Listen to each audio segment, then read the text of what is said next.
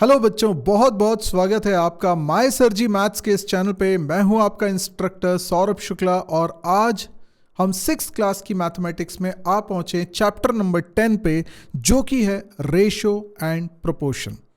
ये टॉपिक बहुत इंपॉर्टेंट है। इनफैक्ट ये केवल 6th क्लास की मैथमेटिक्स का ही टॉपिक नहीं है, बल्कि इसकी रियल लाइफ में भी बहुत एप्लीकेशन है।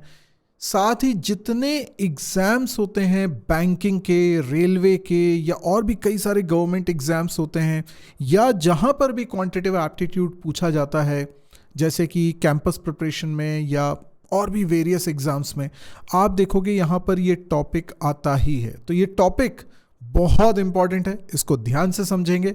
आइए शुरू करते हैं।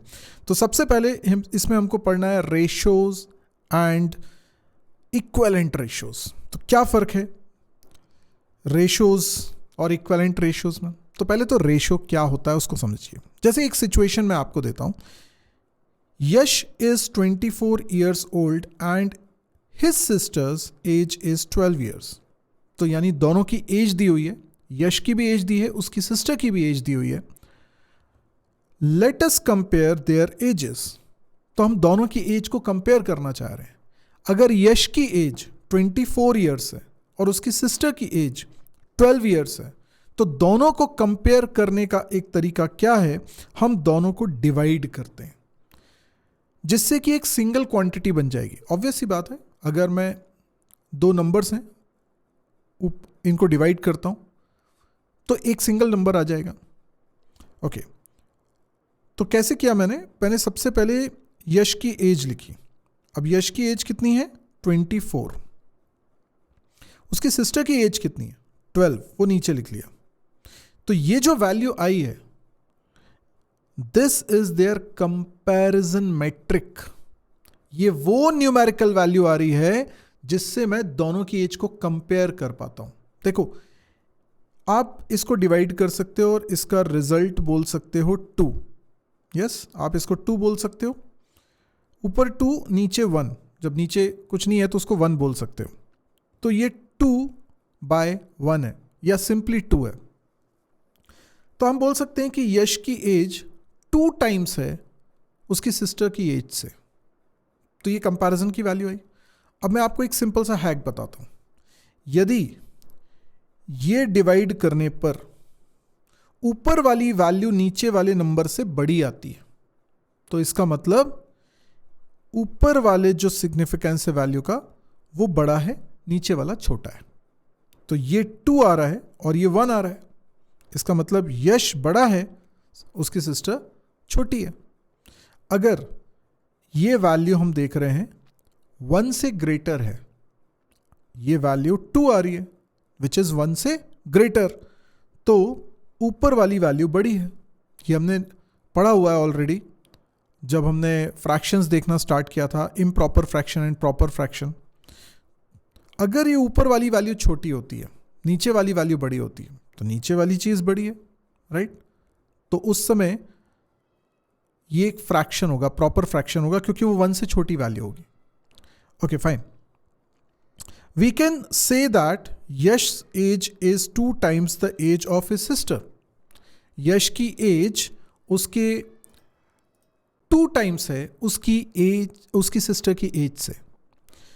Thus, we can compare the two quantities in terms of how many times. So, how many times the age of Yash in comparison to age of his sister? तो it is 2 times.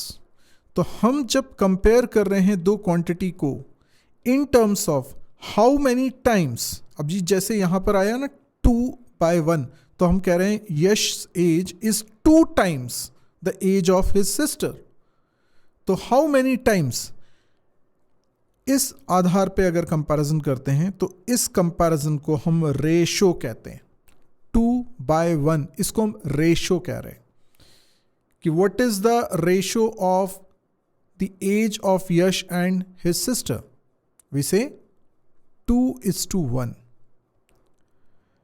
तो जब हम ratio को लिखते हैं तो हम किस तरीके से लिखते हैं? The symbol use to denote a ratio is, ये कोलन लगाते हैं। जैसे अभी हमने देखा 2/1 था, तो उसको हम कैसे लिखेंगे? Therefore the ratio of the Yash age to his sister age is 2:1. हम इसको रीड कैसे करेंगे? 2:1. ठीक, चलिए अब आपको बेसिक समझ में आ गया कि रेशियो क्या होता है. द टाइम, अब एक सवाल है आपके लिए, आप इस सवाल को सॉल्व करिए रेशियो के कॉन्सेप्ट से. आप चाहें तो वीडियो को पॉज करें, सवाल को अच्छे से पढ़ें, समझें, और उसके बाद जब सॉल्यूशन आ जाए तो वीडियो को रिज्यूम करिएगा, क्योंकि अब मैं इसका आंसर आपको बताने वाला हूं. चलिए सवाल को पहले समझते हैं. The time taken by a car A to cover 120 kilometres is 3 hours.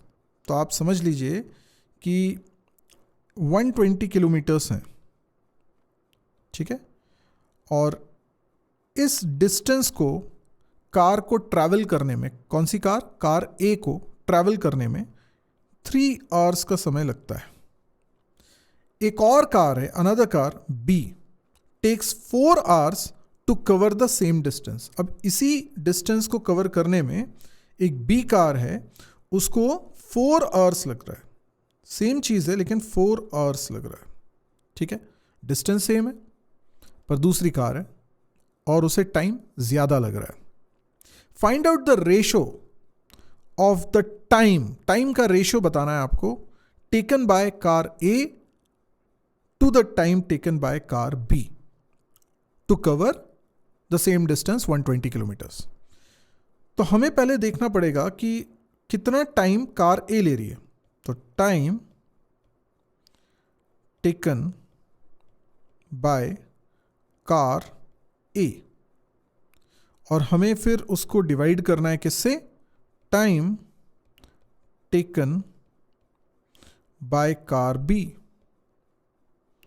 तो कैसे लिख सकते हो इसको? तो time taken by car A is 3 hours और time taken by car B is 4 hours. तो हम क्या बोलेंगे रिजल्ट में? 3:4 is the ratio. The time taken by car A is 3:4, है ना. मतलब इन दोनों का जो रेशो है, the time taken by car A to the car B is 3:4. तो आप बता सकते हैं कि कौन ज्यादा टाइम ले रहा है. ऑब्वियसली नीचे का नंबर बड़ा है तो कार बी ज्यादा टाइम ले रही है, 4 आवर्स ले रही है. ठीक, 1 से छोटा है ये. ओके, अब बात करते हैं इक्विवेलेंट रेशियोज की. इक्विवेलेंट रेशियो क्या होता है? जैसे हम लोगों ने अभी थोड़ी देर पहले 24/12 को लिखा था 2/1, तो इसका मतलब 2/1 और 24/12 एक ही बात है. ये है इक्विवेलेंट रेशियोज. एक सिचुएशन हम लोग समझते हैं, एक और example. Swati is 32 years old and her son is 4 years old. The ratio of Swati's age to her son's age is 32:4, which is same as 8:1. Yes, 32/4 is same as 8/1 because 4 के table में 32 आता है. 4 8 जा 32. तो मैंने ऊपर वाले नंबर को भी 4 से डिवाइड किया, नीचे वाले नंबर को भी 4 से डिवाइड किया. इसको 4 से डिवाइड करेंगे तो ये 8 आ जाएगा, इसको 4 से डिवाइड करेंगे तो 1 आ जाएगा. तो ये सेम ऑपरेशन ऊपर भी कर रहा हूं, नीचे भी कर रहा हूं. ये हमने प्रॉपर्टी पढ़ी हुई है. तो इससे आया 8/1. तो ये दोनों वैल्यूज एग्जैक्टली सेम है.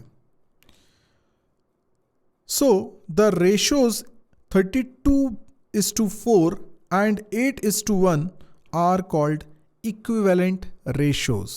क्लियर? यानी आप फ्रैक्शन को जब सिंप्लीफाइड फॉर्म में लिखते हैं, इस फ्रैक्शन को जब आप सिंप्लीफाइड फॉर्म में लिखते हैं तो ये आ जाता है. तो ऑब्वियस सी बात है कि दोनों सेम वैल्यूज ही होंगी. चलिए एक सवाल है, आप लोग करिए, वीडियो को पॉज कर लीजिए, सवाल को सॉल्व कर लीजिए. जब हो जाए तो वीडियो को रिज्यूम करिएगा.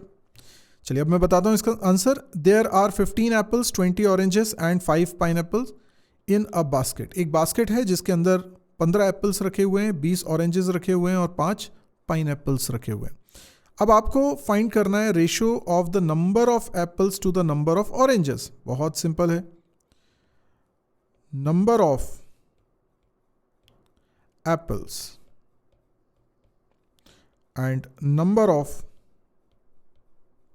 ऑरेंजेस. देखो किसको ऊपर लिखना है किसको नीचे लिखना है ये आपको समझ में आना चाहिए सेंटेंस पढ़ के कि हमें बोला जा रहा है रेशो निकालो द नंबर ऑफ एप्पल्स, ये पहले बोला है तो ये ऊपर आएगा, टू द नंबर ऑफ यानी टू यानी किसके कंपैरिजन में, वो नीचे आएगा। तो अब आप बताइए कि एप्पल्स कितने हैं, नंबर ऑफ एप्पल्स कितने हैं 15 है, और नंबर ऑफ ऑरेंजेस कितने हैं 20 हैं। अब इसका इक्विवेलेंट फ्रैक्शन भी आप निकाल सकते हो, इक्विवेलेंट रेशो भी आप निकाल सकते हो। तो ये 5 के टेबल में आता है, 5 3 15, 5 4 20, तो it is as good as 3:4। चलिए एक और सवाल है, वीडियो को पॉज करके आप इसको भी ट्राई करिए, उसके बाद फिर वीडियो रिज्यूम करिएगा।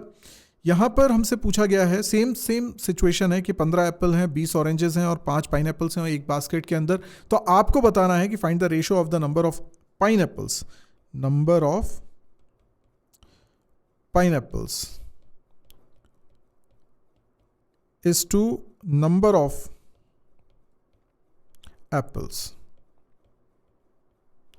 तो आप बोल सकते हैं नंबर ऑफ पाइन एप्पल्स कितने हैं 5 हैं और नंबर ऑफ एप्पल्स कितने हैं 15 हैं। तो 5 के टेबल में ये दोनों आते हैं, तो 5 1 5 होता है और 5 3 15 होता है, तो 1:3 का रेशो है। ठीक है, ऊपर वाले में 3:4 का रेशो था, यहाँ पर 1:3 का रेशो है। सिमिलर टाइप का एक और सवाल, वीडियो को पॉज करके उसको भी करिए, उसके बाद फिर जब आपका आंसर आ जाए तो वीडियो को रिज्यूम करिएगा।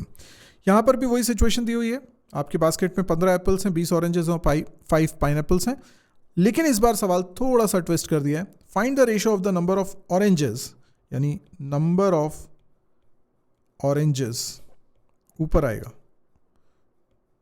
ठीक है, to the total number of fruits, total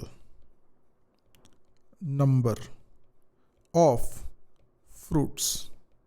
अब देखो नंबर ऑफ ऑरेंजेस तो 20 है, ये क्लियर है, but total number of fruits कितने हैं, तो आपको नीचे 15 + 20 + 5 करना है। 15 एप्पल्स हैं, 20 ऑरेंजेस हैं एंड 5 पाइन एप्पल्स हैं। अब इनको आप ऐड कर दीजिए, तो ये ऊपर तो 20 है, नीचे कितना हो जाएगा, तो नीचे 40 हो जाएगा। तीनों को ऐड कर लीजिए, 15 + 20 इज 35, 35 + 5 इज 40, और 20/40 को आप लिख सकते हो 1/2, यानी 1:2 इज योर आंसर।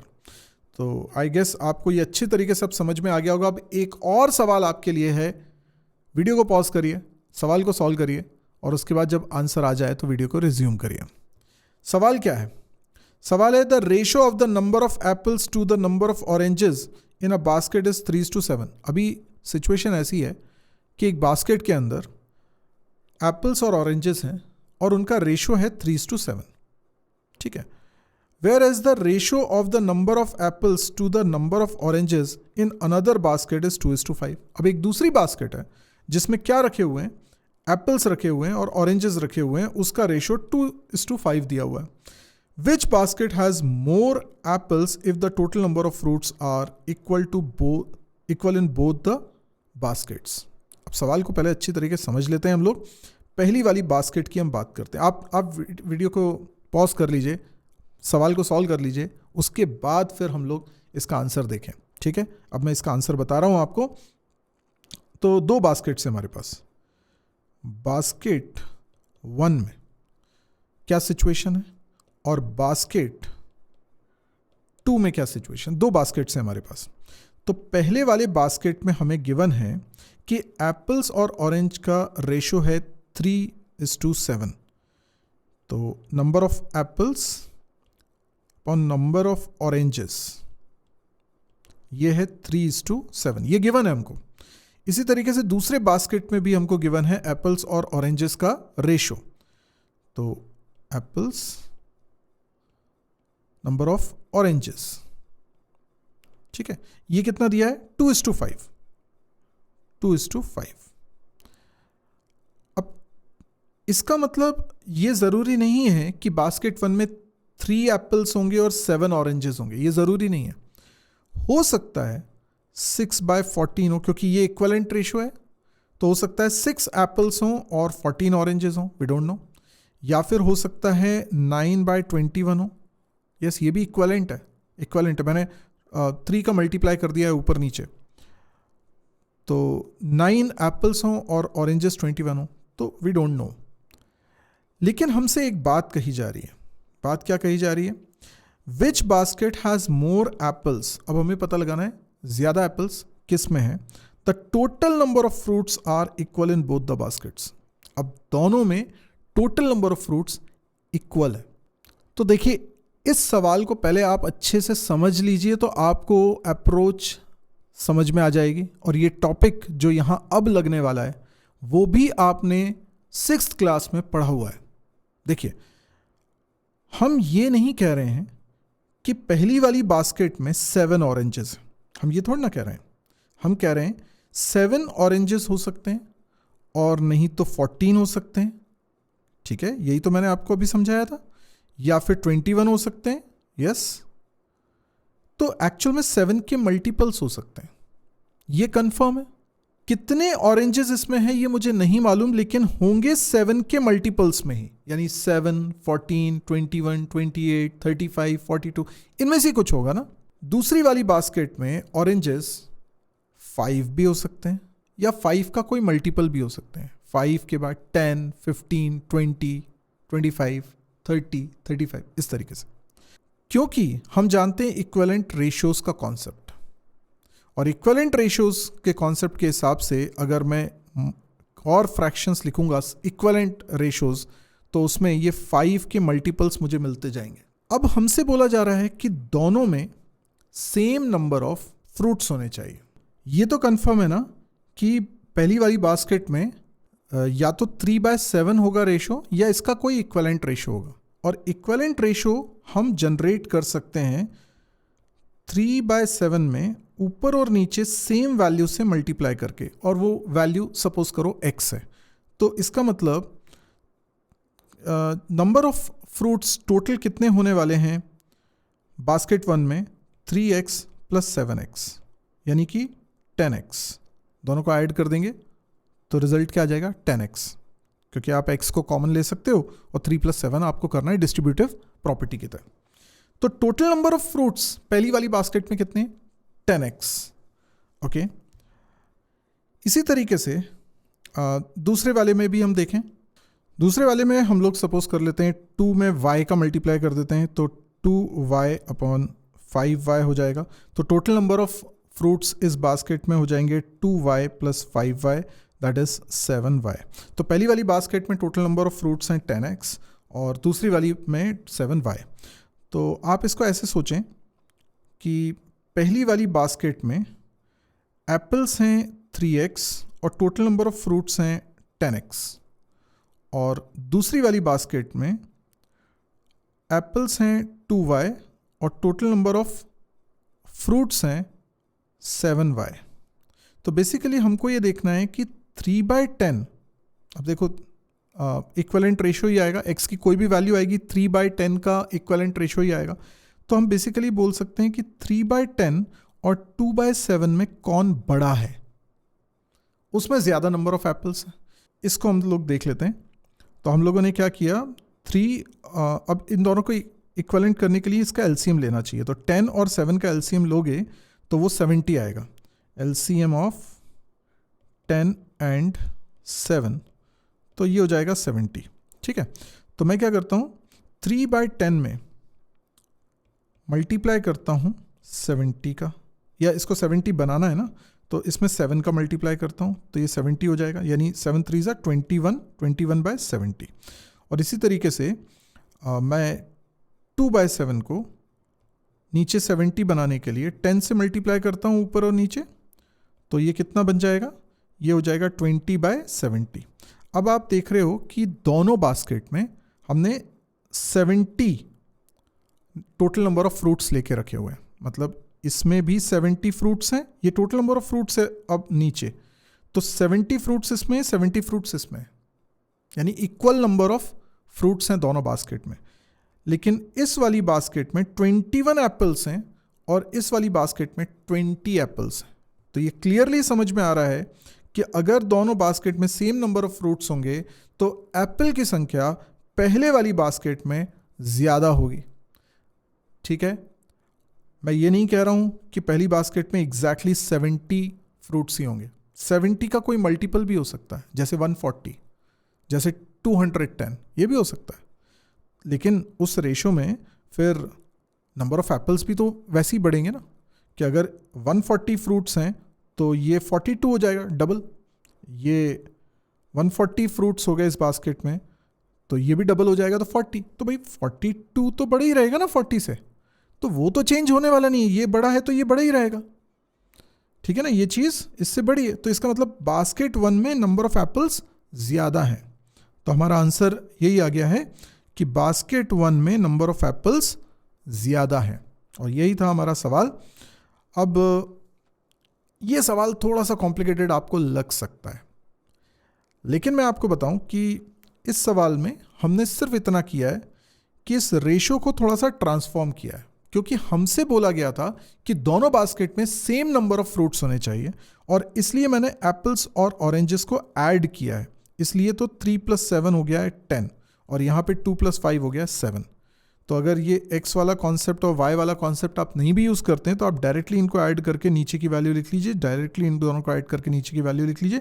तो 3/10 और 2/7 ये दो हमें रेशोज़ मिल गए। दोनों में से कौन सा रेशो बड़ा है, बस हमको ये देखना है, क्योंकि नीचे वाली जो वैल्यू है वो नंबर ऑफ टोटल फ्रूट्स हैं बास्केट के अंदर, और ये अगर सेम बनाना है तो इन दोनों का लेना पड़ेगा एलसीएम। एलसीएम भी आपने 6th क्लास में पढ़ा हुआ है, और एलसीएम लेकर आप नीचे की दोनों की वैल्यूज़ को इक्वल बनाने की कोशिश करें। तो इसमें 7 का मल्टीप्लाई किया, इसमें 10 का मल्टीप्लाई किया, तो इससे इधर 70, इसमें 70 आ गया। अब ऊपर की वैल्यूज़ को ईजिली आप कंपेयर कर सकते हो, ये आपने कंपैरिजन फ्रैक्शंस में पढ़ा हुआ है। चलिए, तो आज के लिए इतना ही। Thank you, good bye.